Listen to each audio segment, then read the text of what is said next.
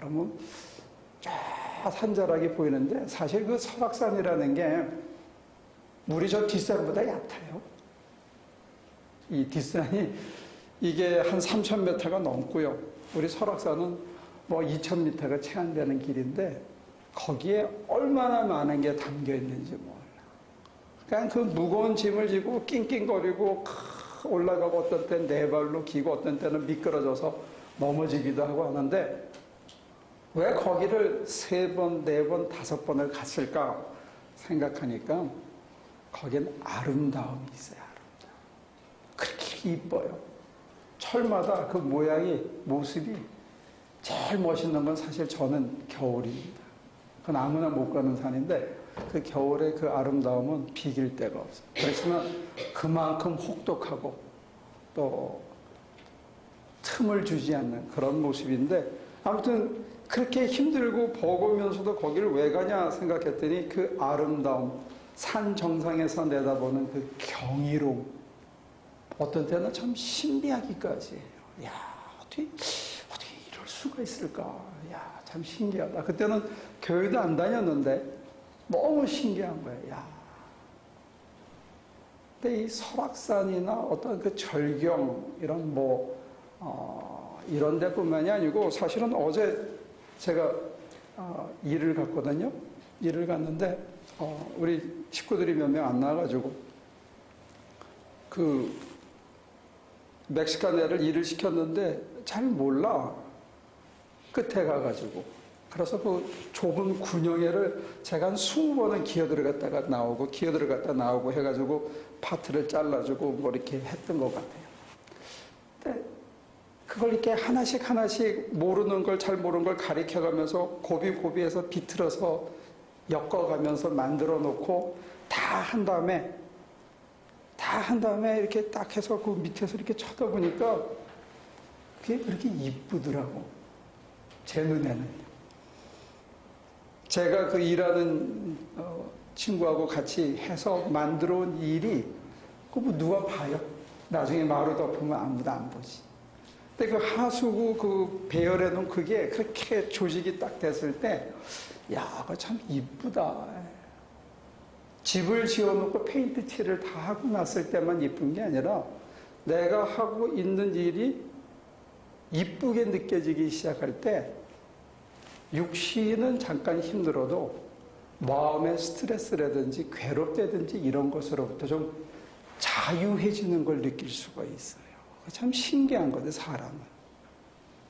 그러니까 우리가 하고 있는 일에서 어떤 때는 우리는 쉬운 거 찾잖아요. 고통이 좀 적은 걸 찾잖아요. 아픔은 싫어하잖아요.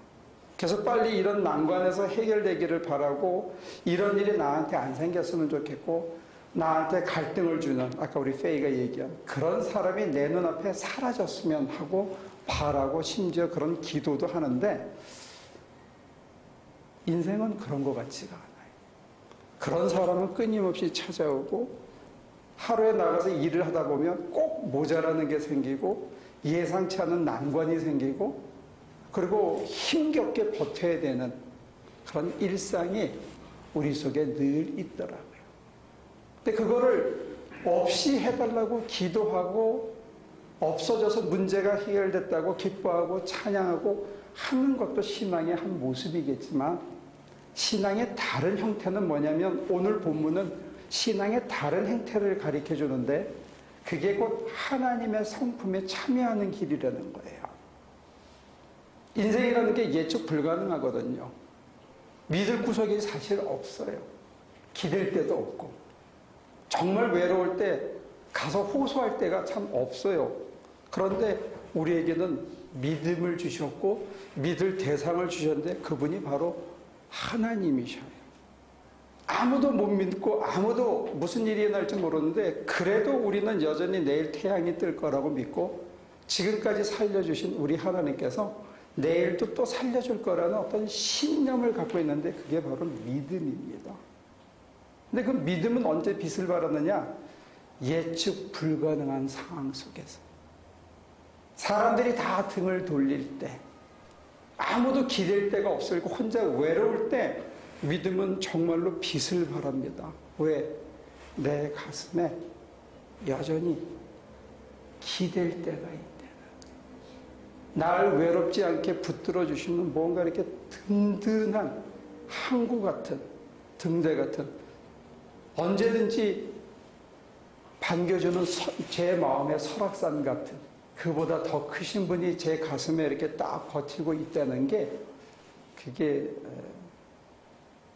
믿음이죠. 근데 그 믿음이 언제 빛을 발하느냐? 세상이 믿을만 하지 못할 때 더 빛을 발하는 것 같아요. 거기에다가 본문은 그렇게 얘기합니다. 믿음에 덕을 더하고, 지식을 덕을 더하고, 그 덕에 지식을 더하라는 거예요. 내가 기댈 때가 있다는 게 나로 다른 사람에게 기댈 어깨가 되어주게 하는 거죠. 왜 내가 기대봤을 때 사람이 인생을 포기하지 않고 살아냈던 것처럼 내가 이제는 다른 사람한테 기댈 어깨를 빌려주는 그런 사람으로 변할 수 있더라고요. 그러면 하나님께서는 우리에게 어떤 사람을 소개하느냐면 계속 기대는 사람을 소개하는 거예요. 귀찮죠. 그런데 이 신비를 이해한다면 왜 저 사람이 나를 계속 기대나? 내가 하나님한테 기댔을 때 받았던 위로를 내가 저 사람한테 나눠주고 그로 위로의 근원이신 하나님을 소개해주는 어깨로 표지판으로 내가 잠깐 쓰인다 하면 우리 믿음의 덕을 쌓는 거예요. 그 덕 위에 그 다음에 그런 깨달음이 늘어가는 거죠. 이게 하나님의 계획이 이런 거구나. 그래서 하나님이 이렇게 하셨구나. 그러면 그 전까지 불안하고 두렵고 짜증나고 불쾌하고 이 사람이 왜 나한테 일어나 했던 그런 것들이 그렇구나. 세상 사람들은 이게 다 지식의 끝이라고 생각하는데 기도하다 보면 하나님께서 아니야, 그거 아니야. 그렇군요. 그 아이도 사랑하는군요. 제가 그 사람보다 나은 줄 알았는데 당신 눈에는 똑같군요. 지위가 높은 사람은 훌륭한 줄 알았는데 뒷구녕에서 이상한 짓 하는군요. 비천하게 보이는 사람은 낮게 봤는데 그 속에 아름다움이 담겨 있군요. 그 속에 정직함이 담겨 있군요. 그 속에 다른 사람을 향한 배려가 담겨 있군요 하면서 사람이 다 거기서 거기로 보이는 그런 깨달음도 우리가 쌓을 수 있다는 거예요.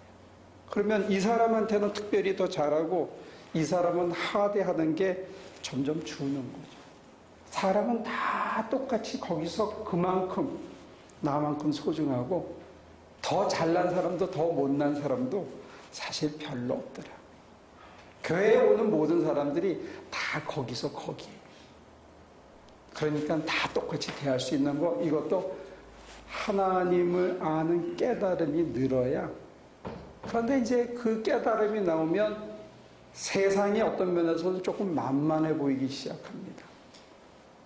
왜? 잠깐 두려운 일도 그 너머를 이렇게 헤아리기 시작하면 이걸 통해서 하나님께서 내게 믿음을 하나님께서 저 사람을 통해서 내게 인간의 덕을 이런 게 만약에 생기면 지식이 생기는데 그 다음에 이제 찾아오는 게 뭐냐면 달콤한 것들, 달착지근한 것들, 기름진 것들, 공짜로 보이는 것들.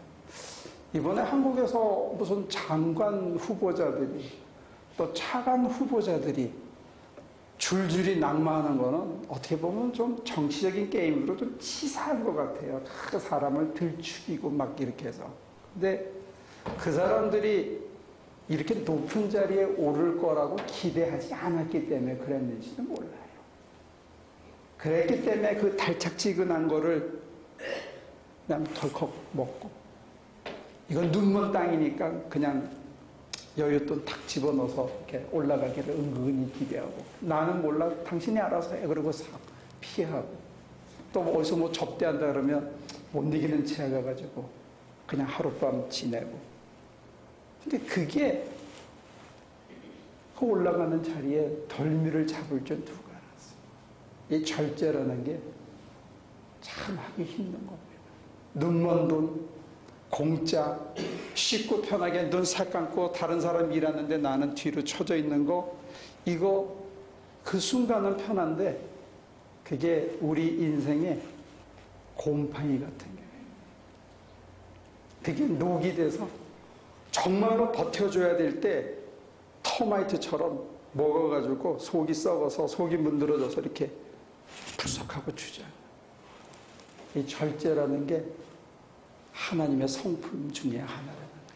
하고 싶은 것을 멈출 수 있는 게 내가 자유로, 갖고 싶은 것을 거기서 이만하면 됐다라고 자족할 수 있는 거예요. 과유불급이라 그러잖아요. 지나치면 모자라는 것보다 못할 때가 있다.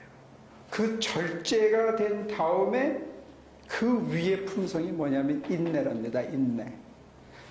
똑같은 일을 하루 종일 반복하는 거, 땀을 삐직삐직 흘리면서 자기 맡은 소임을 끝까지 해내는 거, 이게 다 인내입니다.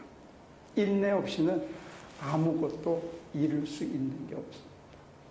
세상에 다 자기 하고 싶은 일, 자기 좋은 일, 내 마음에 드는 일만 할 수 있는 건 아니잖아요. 어떤 때는 하기 싫고, 어떤 때는 귀찮고, 어떤 때는 힘에 버겁고, 어떤 때는 정말로 짜증나고, 우리의 감동이 수없이 변동이 있지만, 그러나 그냥 계속 감내하다 보면 내가 하고 있는 일에 아름다움이 보이기 시작하는 거예요. 이쁘네. 이거 참 좋네. 설교를 준비하는 것도 그래요. 어떤 때는 밤을 새워서 하나님이 무슨 말씀하시나 듣나면 정말로 어떤 때는 막 기도도 막 정신없이 이렇게 휘청되지만 한순간에 하나님께서 주시는 단어 하나, 말씀 한마디가 이거구나. 삶의 새로운 눈을 뜨게 하고 살아온 삶을 다시 정리하게 하는 어떤 키워드 같은 게 있을 수 있거든요. 마찬가지로 저와 여러분들이 일상에서 정말로 돈 안 되는 일, 정말로 건더기 없는 일을 하는데 그걸 그냥 끝내 참고 견디다가 보면 그때 우리한테 내공이 생겨요. 내공이 쌓인다고요. 인내와 절제가 겸비되지 않으면, 거기에 참다운 하늘의 지식이 겸비되지 않으면 우리가 뭘 하다가 쉽게 포기하는 사람, 어려움만 있으면 때려치는 사람, 자기 마음에 안 들면 그냥 달아나는 사람으로 되면 우리를 통해서 하나님께서는 뭔가 이루실 수가 없어요. 하나님께서 우리를 통해서 뭔가 이루시려면 우리가 그 자리에서 참고 견디고 바라고 버텨줘야 되는 거예요. 그래야 하나님께서 우리를 통해서 뭔가를 만들어 가실 수 있다는 거예요. 그리고 우리가 그걸 해내면서 우리 속에 인내할 줄 아는 내공이 쌓인 삶으로 사람이 바뀌고 나면 그때 진정한 사랑이 사람을 향해서 내게 잘해주는 사람만 사랑하고, 나한테 이쁘게 보이는 사람만 사랑하고, 나의 말 잘 듣는 사람만 사랑하는 게 아니라, 또 사랑하면 그냥 엎어지는 게 아니라 절제가 있기 때문에 한결같이 동일하게 사랑하는 그런 사랑이 우리 속에 시작된다는 거예요. 그러고 나면 이제 마지막으로 사랑의 완성이 오는데, 제 가슴에 와 닿은 사랑의 완성은 뭐냐면 머닝 러브가 아니에요. 20대 때, 10대 때 그냥 눈이 멀어가지고 그 사람에게 내 모든 걸 다 주는 그런 버닝 러브가 아니고, 그리고 그 사람을 위해서 내가 모든 걸 희생할 수 있는 그런 자기 희생의 사랑이 아니고, 고린도전서 13장에 나오는 사랑이에요. 고린도전서 13장에 나오는 사랑은 뭐냐면 모든 것을 덮어주고, 어떤 일, 어떤 상황, 어떤 사람의 어떤 태도도 그냥 덮어주는 거예요. 이건 하나님만이 하실 수 있는 일이에요. 우리는 따져야 돼.